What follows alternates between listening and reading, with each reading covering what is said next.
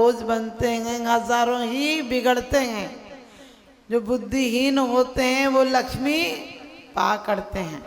जीवन में हम बोलते हैं हमें कर्मों से मिला है। अरे कभी निराश मत होना, जो पहले किया था वो अब मिला है, जो अब करेंगे वही आगे मिलेगा। क्योंकि स्वयं किए जो कर्म सुवासो, फल निश्चय ही भेदेते, करें आप फल दे अन्न तो, स्वयं किए निष्फल होते। ध्यान रखना, अन्न मत तो कहता है कि परमात्मा हमारी किस्मत को बदलता है। कभी कभी लोग कहते भगवान ने बुरा किया। जितने काम अच्छे होते हैं वो कहते हैं हमने बहुत मेहनत की, हमने बच्चे को इतना काबिल बनाया, हमने पढ़ाई की, हमने लिखाई की, हमने व्यापार किया, हम जीरो से हीरो पर पहुंच गए। लेकिन जितने दुनिया के बुरे काम होते हैं वो सब भगवान को सौंप देते हैं कि भगवान ने बड़ा बुरा किया, भगवान ने व्यापार नहीं चलाया, भगवान ने किस्मत ने साथ नहीं दिया, सामने वाला बेईमान था। हम यही सोचते हैं और यही हमारे एकाकी पने को जन्मने नहीं देता है। हम हमेशा दूसरों पर बुराई डाल देते हैं। यदि हमें लाभ होगा तो हम कहते हैं हमने बड़ा पुरुषार्थ किया, और यदि दूसरे को लाभ होगा बोले भगवान तो पापियों के घर भर रहा है, भगवान में तो सत्य नहीं रहा, देखो पापियों को क्या फल फुला रहा है। ऐसा मत सोचो कि परमात्मा करता है। यहाँ तुम्हारा नौकर भी काम से थक जाता है, दिन भर कोई काम करे तो तुम्हारा मुनीम भी थक जाता है। परमात्मा ऊपर बैठकर यही करता होगा क्या कि किसी के घर में बुरा और किसी के घर में भला करता होगा? अरे परमात्मा ऊपर बैठा ये हिसाब नहीं करता है। परमात्मा तो परम आनंद की अवलोकन की अनुभूतियों में रहते हैं, और हम हैं बाहर पर पदार्थों की अनुभूतियों में। अनुभूतियों में भी क्या कहो, वो अनुभूतियाँ थोड़ी कही जाएंगी, वो तो दुख की स्मृतियाँ हैं।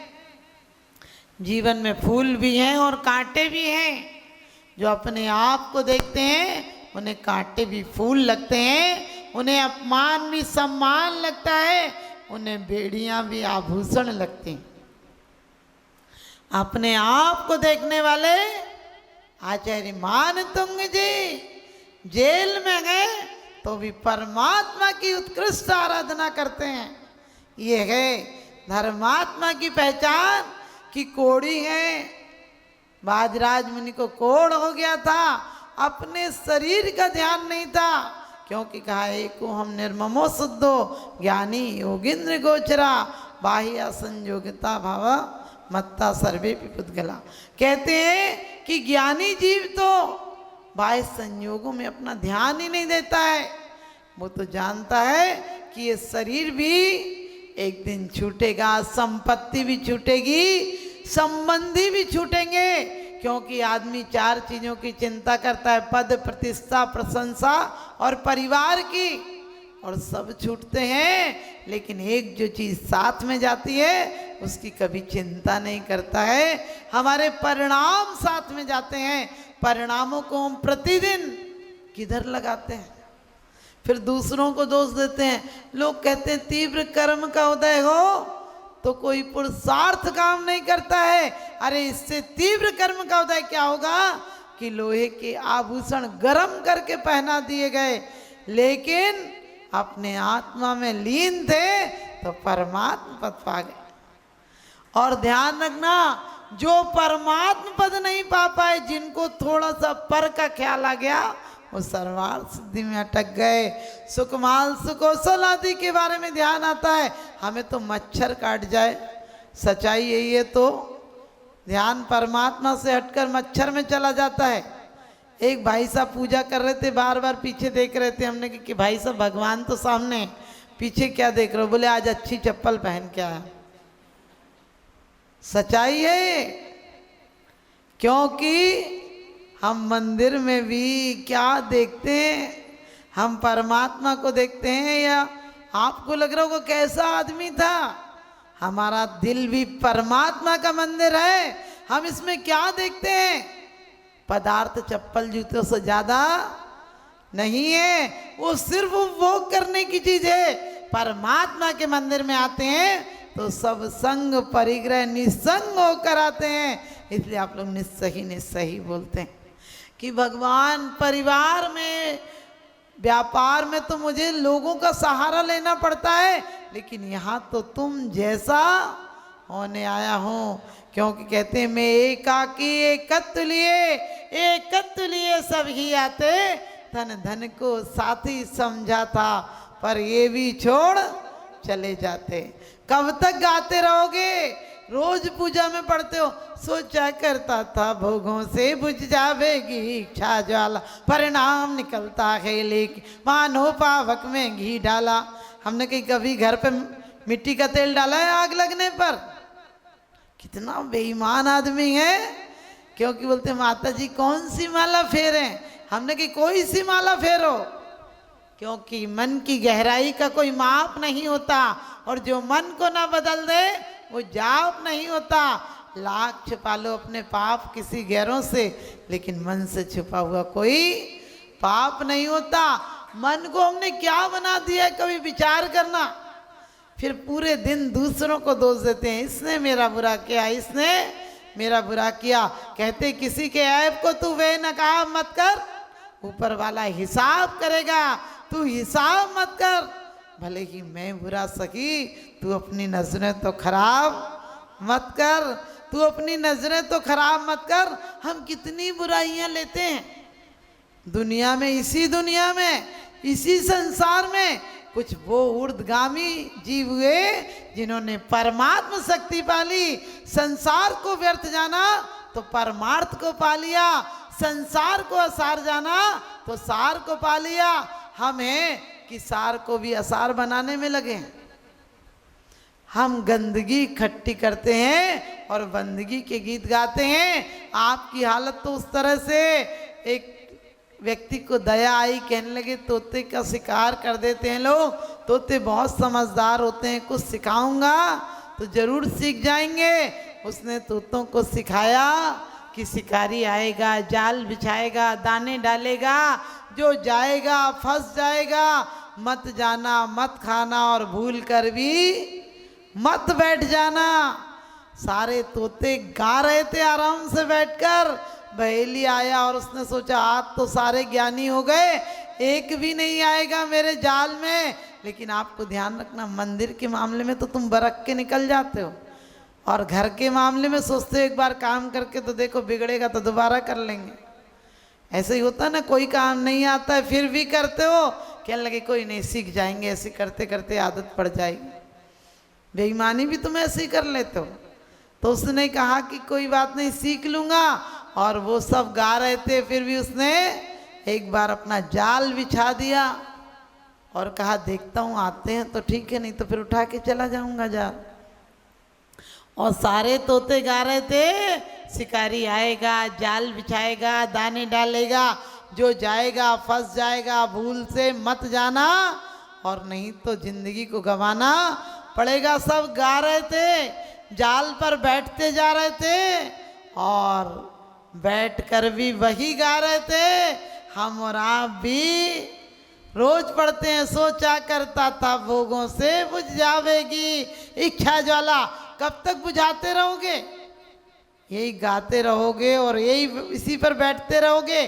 चिंता मत करो, हमेशा सोचो मेरे बीज थे। एक सोनम नाम का व्यक्ति हुआ, वो किसी चर्च में जा रहा था और उसे पत्थर लग गया तो खून बहने लगा, और वो कुछ स्मृति में आनंद से झूमने लगा। तो लोगों ने कहा तुम पागल हो, अरे पैर से खून बह रहा है तुम्हारे और तुम क्या कर रहे हो, खुश हो रहे हो? कहो कि अब नहीं आएंगे तुम्हारे दरबार में, तुमने ठोकर और लगा दी, तो इतनी सी ठोकर नहीं बचा पाता, दुनिया की ठोकर क्या बचाएगा? तो एक पत्थर से हमें नहीं बचा पाया और ज़्यादा क्या बचाएगा? तो उसने कितनी अच्छी बात कही, कहने लगे धन्यवाद दे रहा हूँ कि एक आध कर्जा था उसने आज वो भी निपटा दिया। इस कर्जे को लेकर कब तक जाता, कहाँ तक ढोता? आज एक आखिरी कर्जा था वो भी निपट गया।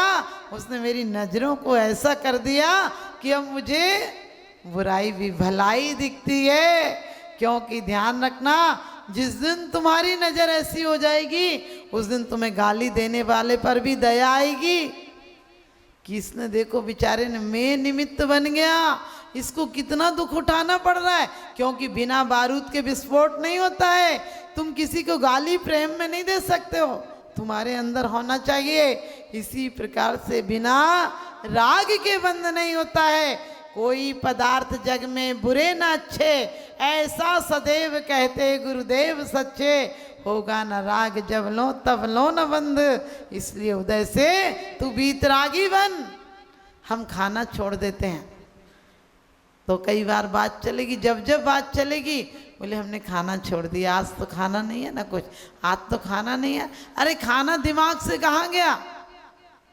तुम कल तक नोट गिनते थे, अब माला गिनने लगे। लेकिन माला तो जब सार्थक हो जाएगी जब मन परमात्मा की भक्ति में ऐसा डूब जाए कि तुम्हें कोई ख्याल नहीं आए। अभी की बात है, एक बनारस के कुछ दिन पहले की, 100 साल पहले की बात होगी। बनारस के सबसे पहला उसी का ऑपरेशन हुआ था बनारस में। कहते हैं एक व्यक्ति का ऑपरेशन हुआ तो डॉक्टर ने कहा कि बेहोश तो करना पड़ेगा। उसने कहा बेहोश करने की जरूरत नहीं, गीता का पाठ करूंगा, तुम ऑपरेशन कर लो। अभी 3 महीने पहले की बात है, एक लड़की को 17 टाँके आए हैं सिर में और उसी दिन वो दीक्षा लेने चली गई है। डॉक्टर ने भी कहा, तो आपने सोचा क्यों ये सब क्या होता है? जब हमारा उपयोग कहीं दूसरी जगह लग जाए तो वेदना बहुत कम हो जाती है।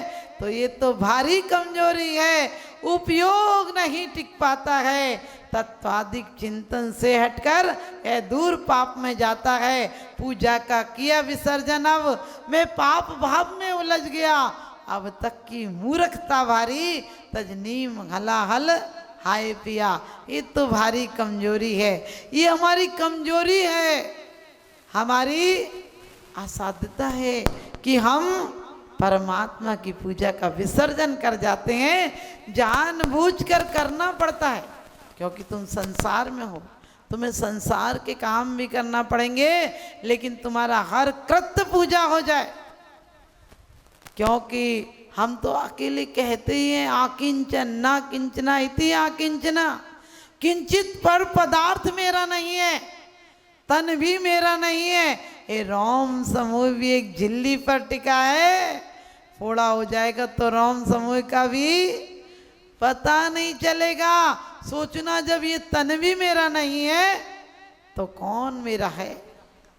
क्योंकि कहते हैं कि फेंक देते फूल यूं खुशबू निकल जाने के बाद, तन नहीं छूता कोई चेतन निकल जाने के बाद। तो जो कुछ पर पदार्थ मिलेंगे यहाँ संयोग है, बिखर जाएंगे।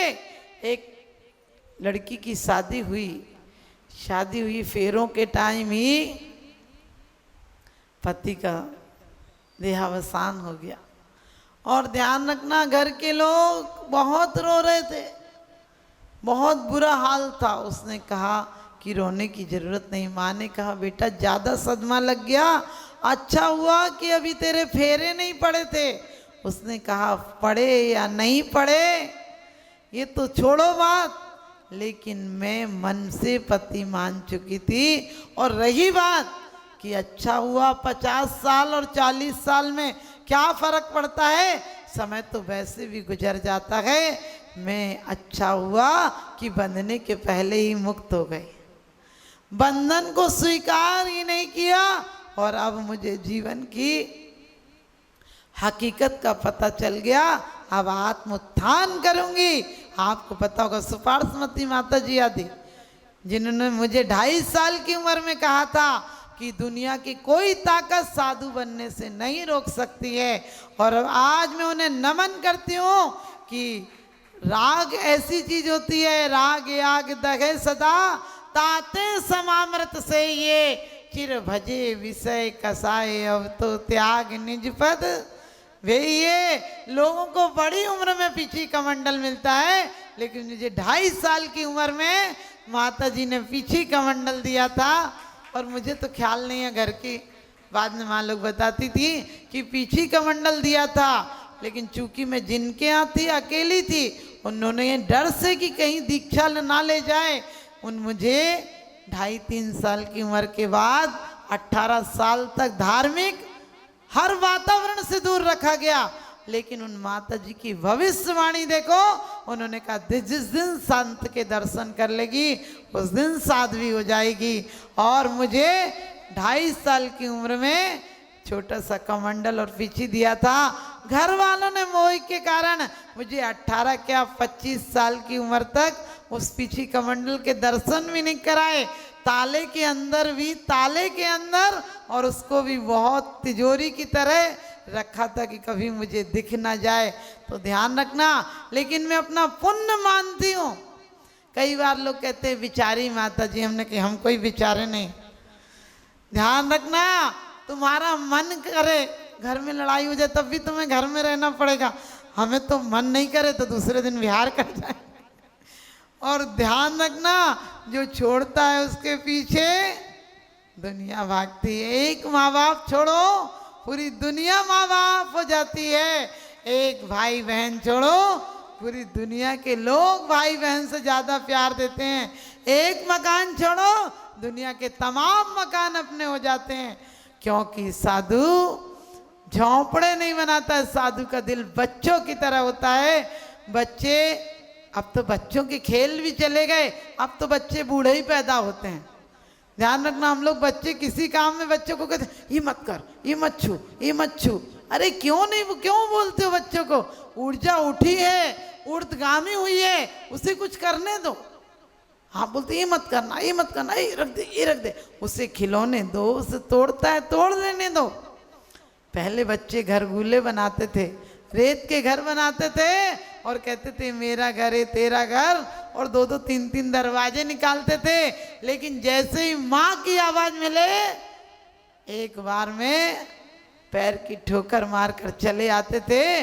वो बच्चे अच्छे थे, हम बुढ़ापा आ जाए, मौत आने का समय आ जाए तो भी अपने बच्चों को याद करते। अरे बच्चे साथ देंगे क्या? तुम्हारी दौलत छीनकर सिर्फ तुम्हें एक कफन देंगे, और उस कफन में भी आग लगा देंगे। जिन्हें तुमने अपना समझा था वो शमशान तक जाकर, मुझे बड़ा दुख होता है। लोग कहते फलाने आने वाले हैं, मैंने कि कम से कम एक आध तो इनका हमदर्द होगा, एक आध तो आके कहेगा कि बाबूजी इतना छोड़ गए, कम से कम अपने खेत में ही जला दो इन्हें। अरे रहने दो इन्हें, एक आध कमरा घर में रहने दो। लेकिन मुझे पता चलता जो आने वाला है, बोले बस आप ही का इंतजार हो रहा था, आप आ गए, बस अब ले चलते हैं। यानी सब तैयार बैठे हैं, सिर्फ तुम्हारी खबर जाने की देर है। समझ गए कौन सी खबर? सब तैयार बैठे हैं, सिर्फ खबर जाने की देर है। और बांस बल्ली तैयार है, सिर्फ घर पे लाने की देर है। और घर पर लाए तो सब तैयार है, सिर्फ तुम्हें लिटाने की देर है। और लिटाए तो सब तैयार है, सिर्फ उठाने की देर है। और उठाए तो वहाँ पर मिट्टी का तेल और माचिस तैयार है, सिर्फ आग लगाने की देर है। और आग लगाई तो सब तैयार हैं, घर पे आने की देर है। और घर पे आए तो फोटो तैयार है, सिर्फ माला चढ़ाने की देर है। तुमने पूरी जिंदगी